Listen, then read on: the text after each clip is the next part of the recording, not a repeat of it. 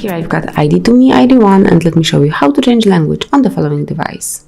So at the very beginning, open the settings, then scroll down, find and select language and input. It's under accounts, and now pick the very first icon, which is language. As you can see, ID2ME prepared plenty of languages, so everyone will find something suitable. So let me pick, for example, Filipino, and from now on all the device is in Filipino, as you can see. So if you would like to go back to the previous language or change it one more time, just open the settings,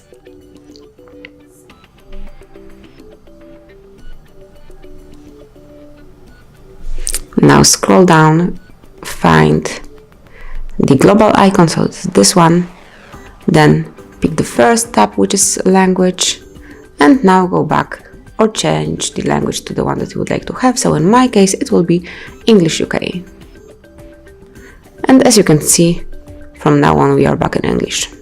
So thank you for watching. Please subscribe our channel and leave the thumbs up.